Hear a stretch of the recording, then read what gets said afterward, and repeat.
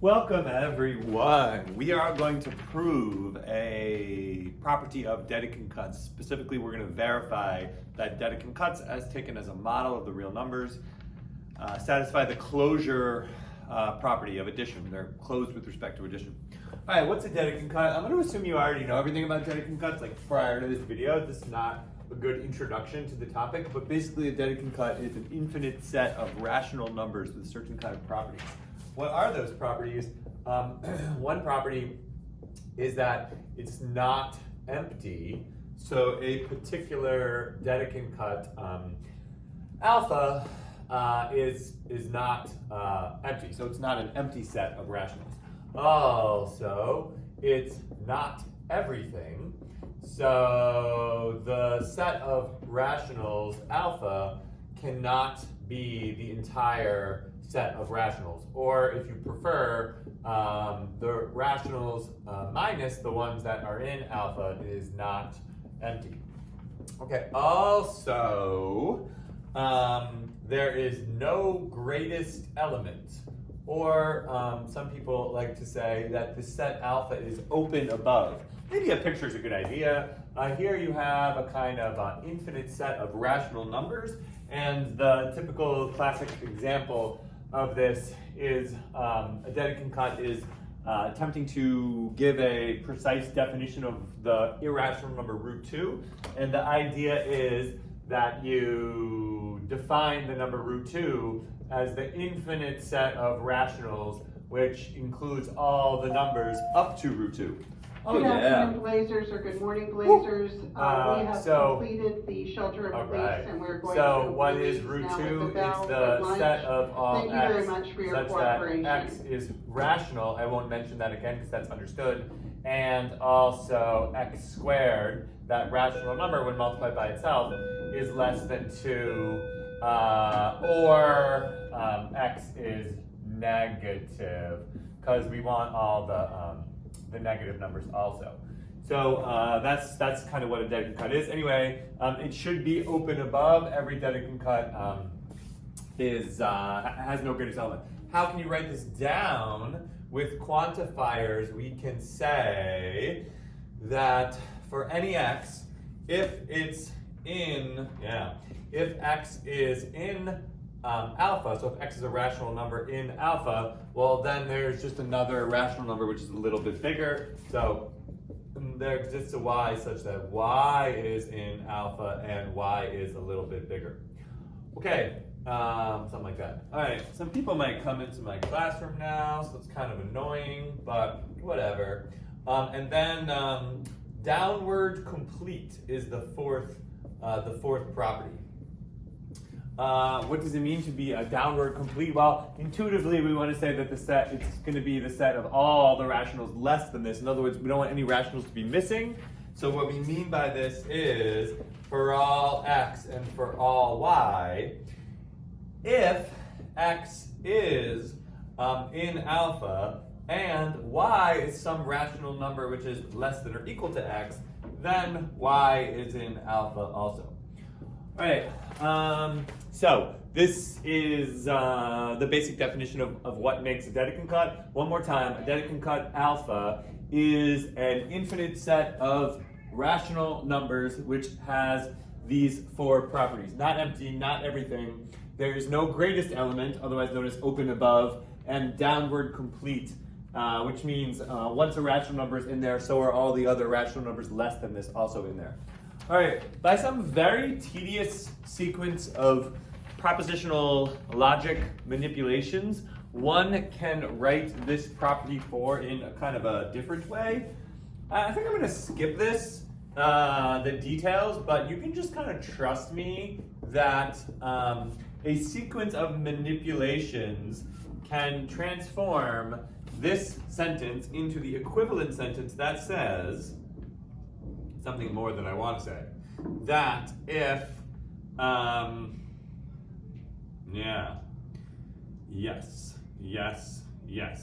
that if y is not in alpha, but x is in alpha, then x is less than y. In other words, the only, y is not in. The only way, since the Dedekind cut is downward complete, if there's a rational number that's in there and there's some rational number that's not in there, then that must mean that that rational number y that's not in alpha is bigger than the rational number x that is in alpha. How do you do this?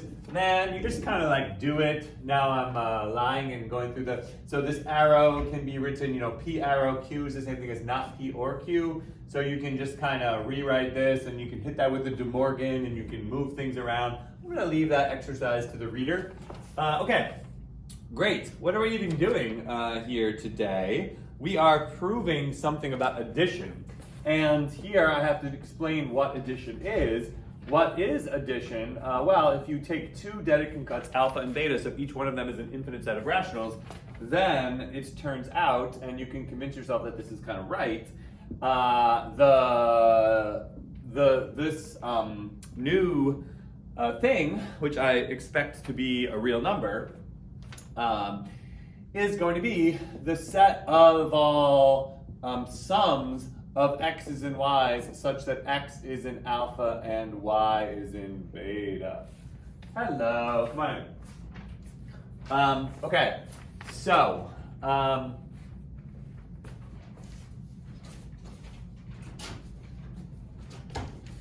want to come back in 10 minutes, or do you want to not come back in 10 minutes? I can come back. I'm just in the middle of this video. I'm sorry.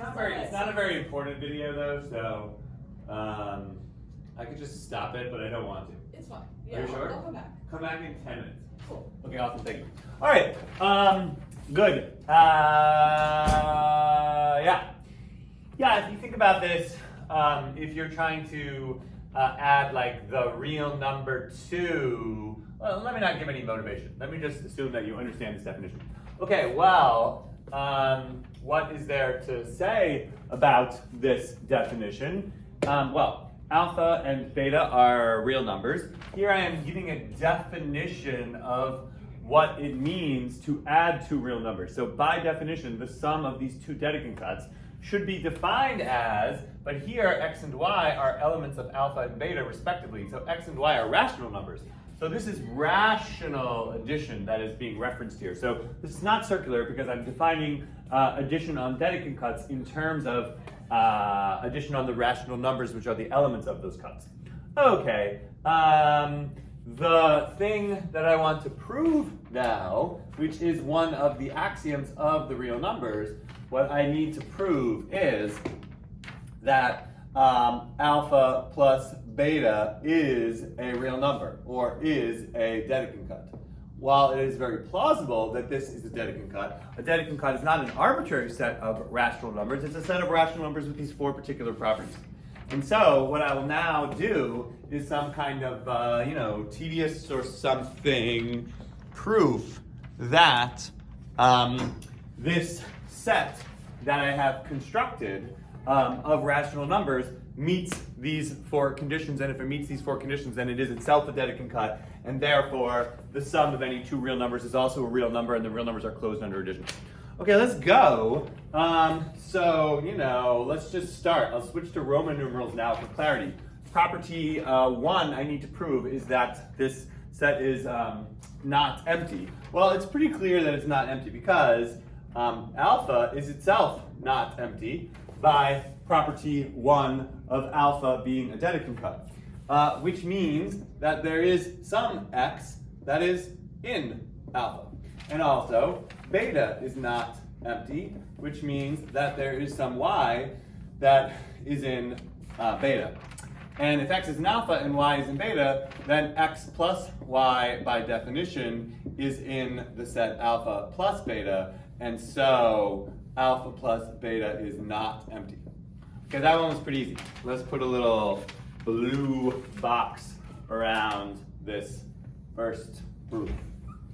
Okay, let's go to proof 2, or rather the proof of property 2, that it is not everything. Okay, this is like, you could spend 5 seconds on this and just be like, come on, clearly not. Or you could go into the full rigor here. The idea here, the picture is like, alpha is going to be some set that kind of looks like this, it's going to be all these, and beta is going to be some set which is looking maybe like this. These are sets of rationals now.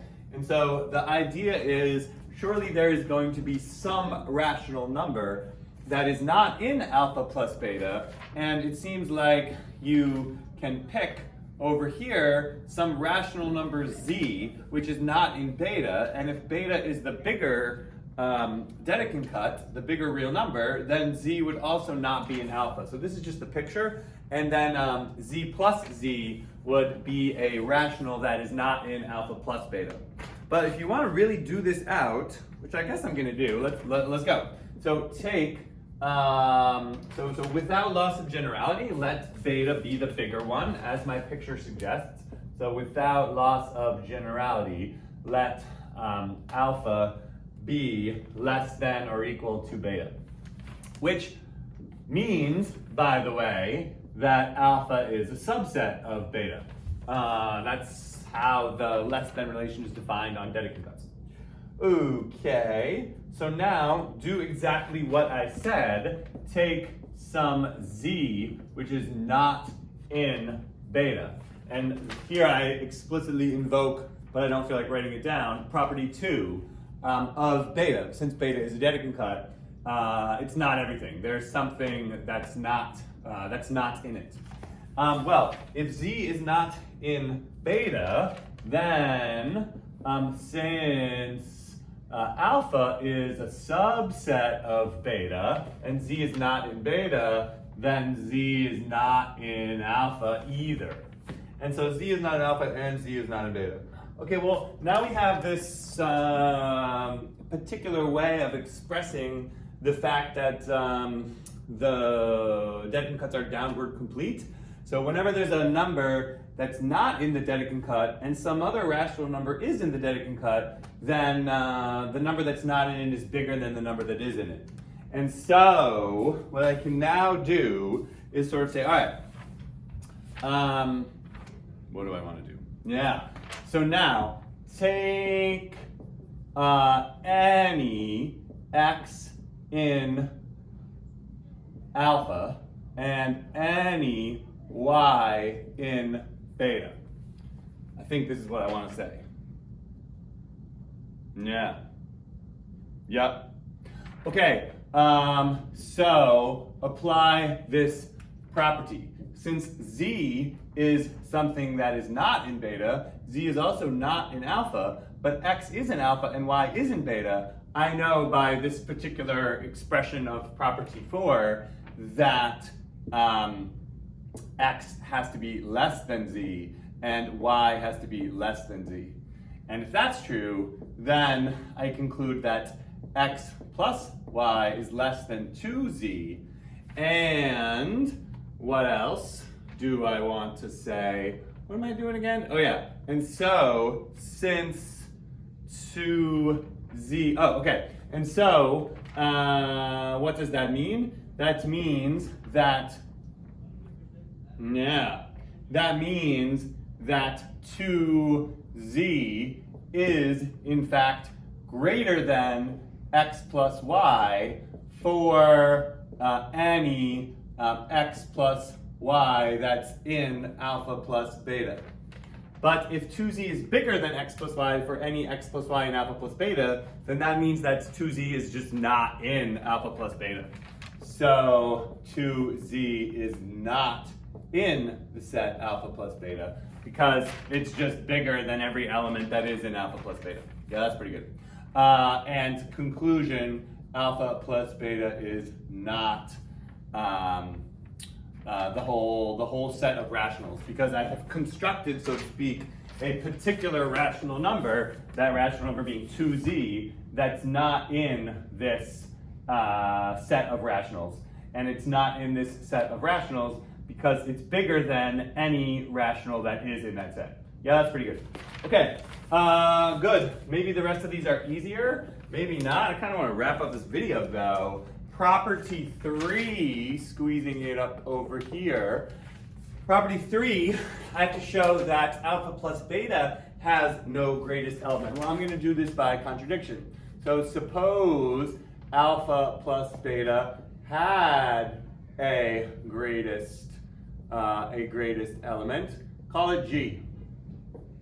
Call it G. Okay, so what is G? G is something that is in alpha plus beta. So since G is in alpha plus beta, it must be the case that, so G must be of the form x plus y, where x is in alpha and y is in beta.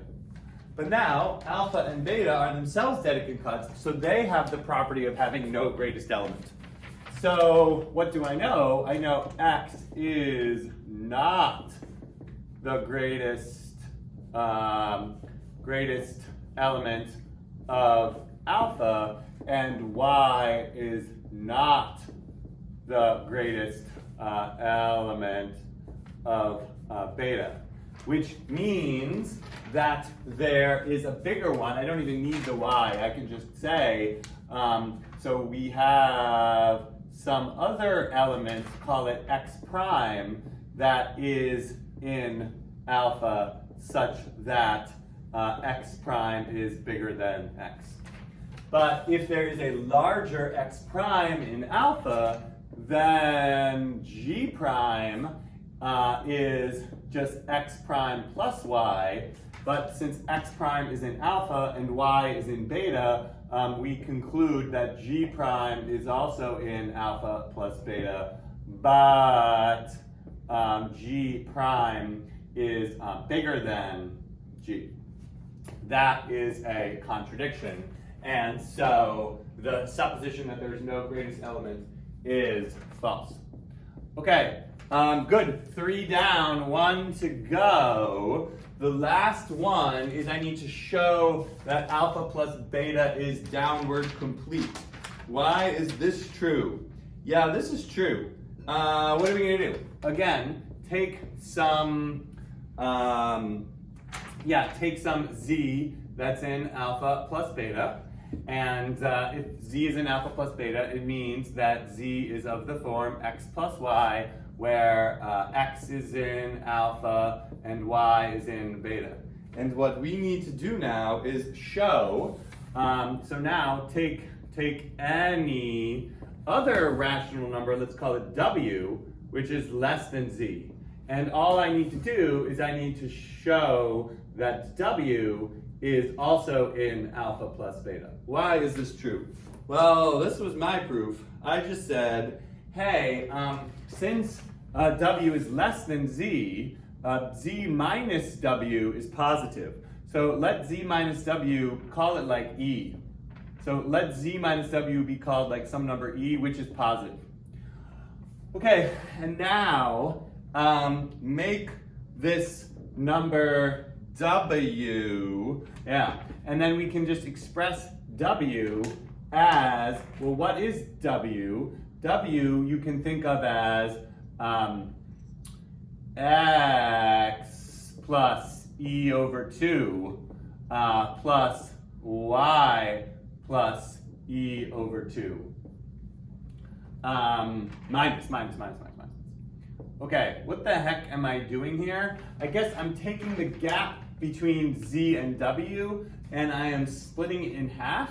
And now, what do I know about this x minus e over 2? Well, since e is positive, x minus e over 2 is less than x. So this number x minus e over 2, since x is a number in alpha, then by the fact that alpha is downward complete, this is an element of alpha. But again, since e is positive, then and this number y minus e over 2 is less than y. So by the property of beta being downward complete, this rational number is in beta.